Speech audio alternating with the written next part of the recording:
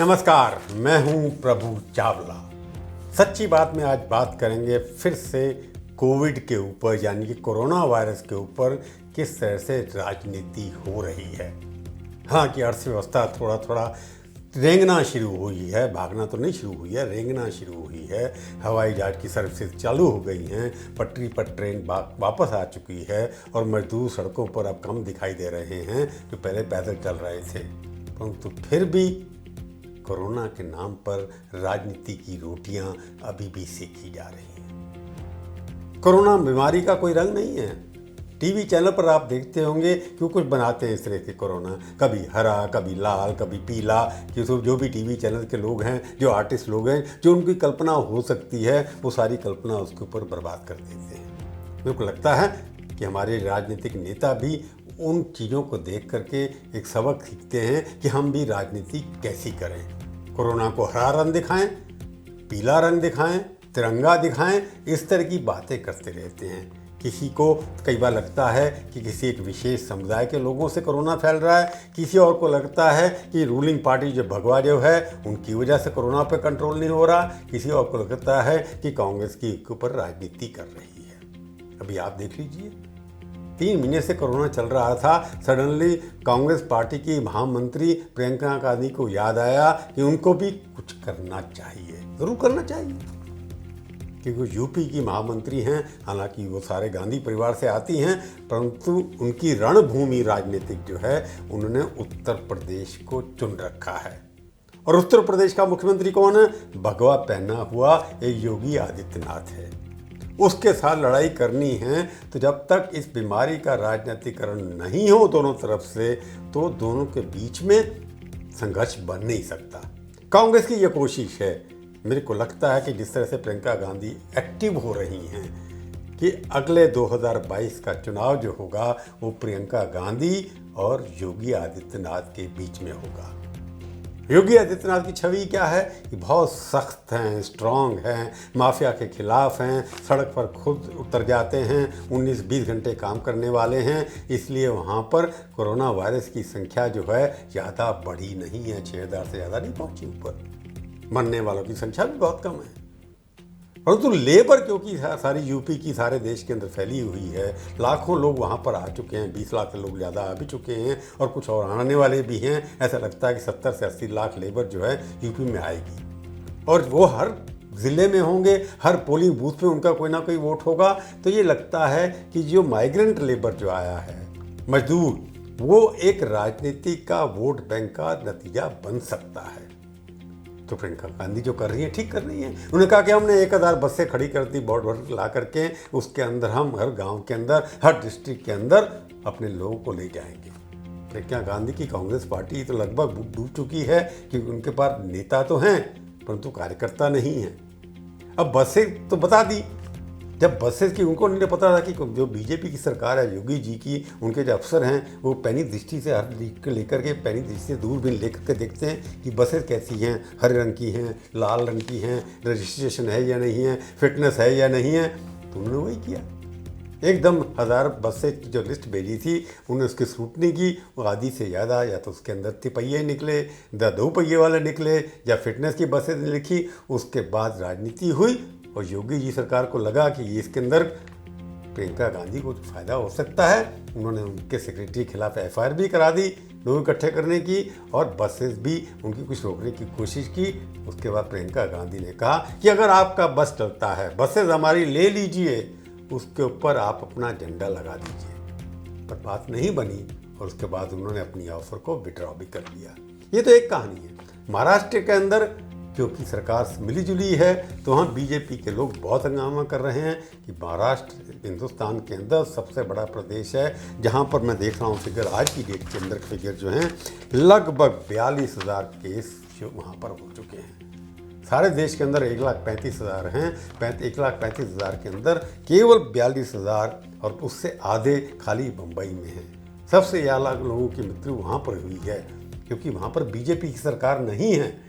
इसकी वजह से बीजेपी वाले वहाँ पर कोई ना कुछ करते रहते हैं कि उधर सरकार फेल हो गई, कोई काम नहीं कर रही। क्योंकि मुंबई जो है अमेरिका का ऐसा न्यूयॉर्क है, सबसे ज़्यादा वहाँ पर मृत्यु हुई है। ऐसा लगता है ये हमारा कॉस्मोपॉलिटन सिटी, वहाँ पर भी सबसे ज़्यादा लोग मर रहे हैं। तो वहाँ पर भी राजनीति हो रही है। बीजेपी के लोग रोज धरना दे रहे हैं, बच्चों को किसी मुख्यमंत्री के बाहर खड़ा कर देते हैं, मास्क लगाते नहीं हैं, तो वहाँ पे लगता है राजनीति इसके साथ करनी चाहिए। दिल्ली के अंदर देख लीजिए, सबसे बड़ी बात दिल्ली के अंदर है।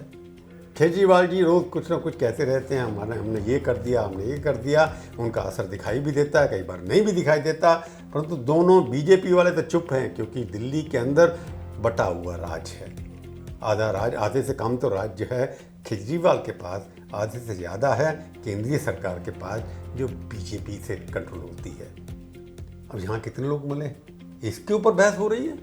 फिर कोरोना कैसे ठीक करें, क्योंकि दिल्ली के अंदर इस वक्त लगभग 11,500 केस हो चुके हैं। तीसरा बड़ा राज्य हो गया, लगभग तमिलनाडु के अंदर से ज़्यादा हैं।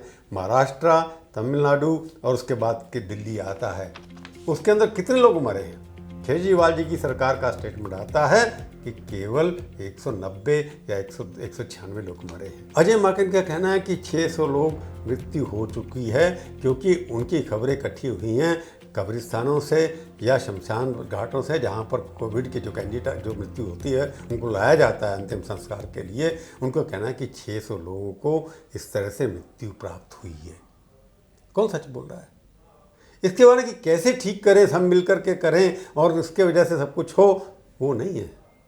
कितने मरे हैं इसके ऊपर चर्चा ज़्यादा हो रही है, क्योंकि केजरीवाल आप पार्टी का है और वो कांग्रेस के हैं, विरोधी दल के अंदर हैं। बीजेपी वाले दिल्ली का मामला जब आता है तो चुपचाप बैठे हुए हैं, क्योंकि दिल्ली में लेफ्टिनेंट गवर्नर उनका नॉमिनी है, आधी सरकार वो चलाती है। तमिलनाडु के अंदर जाइए आप, तमिलनाडु इस वक्त तीसरे नंबर पर है, लगभग वहाँ दूसरे नंबर पर 14,000 केस हो चुके हैं और डीएम के नेता रोज कोई ना कोई चर्चा किए जा रहे हैं। चेन्नई में सबसे ज़्यादा केसेस हो रहे हैं, परंतु वहाँ पर डीएम के नेता वहाँ की सरकार के ऊपर लगाते हैं आरोप कि वो ठीक नहीं कर पा रहे, ये नहीं होना चाहिए, वो नहीं होना चाहिए। प्रॉब्लम ही प्रॉब्लम। आगे चलिए, ईस्ट के अंदर ममता का तो रोज ही झगड़ा बीजेपी के साथ होता रहता है। बीजेपी के लोग ट्विटर पर रोज धड़ाधड़ उनके ऊपर फायरिंग करते चले जा रहे हैं कि उनके यहाँ वो डॉक्टरों को कह दिया गया है कि आपको कोई अगर मर जाता है कोविड से, आप सर्टिफिकेट मत दीजिए कि ये कोविड से डेथ हुई है। हालांकि वेस्ट बंगाल इतना बड़ा प्रदेश है, वहाँ पर इतनी बड़ी संख्या नहीं है, परंतु वहाँ पर इलेक्शन क्योंकि अगले साल होने वाले हैं, उसकी वजह से वहाँ पर कोविड के रंग को भी बदलता चला जा रहा है। रोज़ कोई ना कोई झगड़े होते रहते हैं बीजेपी के ऊपर। वहाँ पर कभी ये नहीं सोचा गया कि किस तरीके से कोविड को कंट्रोल किया जा सके। सीपीएम वाले तो ऐसा लगता है वहाँ से नदारद ही हो गए हैं। अब जब बहुत बड़ी बात ही वहाँ पर इतना बड़ा तूफान आ गया, समुद्री तूफान जो आया था, जिसकी वजह से काफ़ी लोग मर गए, जब ममता जी ने एक आग्रह किया प्राइम मिनिस्टर को कि आप करके देखिए, तो प्रधानमंत्री पहली बार वेस्ट बंगाल के अंदर ममता बनर्जी के नाम सर्वेक्षण किया, राजनीति को बुला दिया। तो इस तरह से जो है कि हर तरह राजनीति करना कोरोना के नाम से, कि मजदूरों को नाम से वो मर रहे हैं बेचारे, उनको कई बार मजदूरों को ऐसा बनाया जा रहा है जैसे बलि का बकरा, कि उनकी वजह से किसी को फ़ायदा ना हो जाए। ट्रेन कौन चलाएगा, उसके पैसे कौन देगा, स्टेट गवर्नमेंट देगी, इसके ऊपर भी झगड़ा होता रहता है। मजदूरों को हवाई जहाज से क्यों नहीं लिया जाए, इसका अपनी बात है। हवाई जहाज कंपनी ने कहा कि हम उनको ले जाएंगे, परंतु केंद्रीय सरकार ने उनकी बात नहीं मानी। तब ये देखेंगे कि जितने भी केसेस हो रहे हैं 5 जगह हो रहे हैं सबसे ज़्यादा। इतना बड़ा देश, उसके अंदर 1,35,000 लोग हैं, उसमें से लगभग 45,000 से ज़्यादा ठीक भी हो चुके हैं।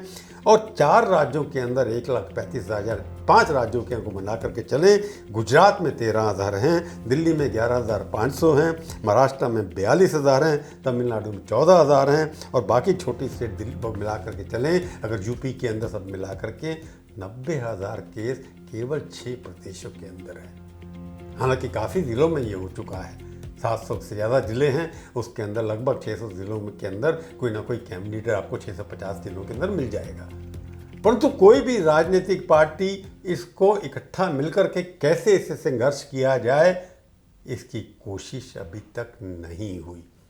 किसी भी मुख्यमंत्री से मेरे को नज़र नहीं आता कि 30 प्रदेश और केंद्रीय शासित हैं, वहाँ पर किसी भी एडमिनिस्ट्रेटर ने या चीफ मिनिस्टर ने कभी ऑपोजिशन लीडर्स के साथ मिल कर के ये तय किया हो कि गरीब जो मर रहा है, सड़कों पर जो मर रहा है, अस्पताल में जो मर रहा है, जो बिजनेस तबाह हो रहा है, उनको सॉल्व करने के लिए आओ मिलकर कोई उपाय करें।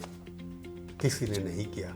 केंद्रीय लेवल पर ही मुख्यमंत्रियों से बात प्रधानमंत्री करते रहे, परंतु कोई भी अपोजिशन पॉलिटिकल मीटिंग कोई हो, इसके बारे में कोई भी लीड किसी भी पार्टी ने नहीं ली। सोनिया गांधी को भी कई बार याद आया, उन्होंने भी अपोजिशन के साथ एक वीडियो कॉन्फ्रेंस कर ही दी, परंतु देश इकट्ठा होकर के लड़ेगा इसके खिलाफ। जो चाइना से वायरस आ रहा है उसके लिए भारतवर्ष जुड़ करके एक तरह से लड़े, उसकी कोई भी दूर दूर तक आशा दिखाई नहीं देती। वो केवल इस बात पे झगड़ा हो रहा है कि कोरोना वायरस से लोग जितने मरते जाएं, उनकी लाशों को गिनती करते हुए हम कितने वोट बटोर पाएंगे, ये चर्चा ज़्यादा देश के अंदर हो रही है, बल्कि इसकी वजह नहीं हो रही कि किस तरह से लाशों की संख्या कम की जाए और स्वस्थ लोगों की संख्या बढ़ाई जाए। हुई ना सच्ची बात।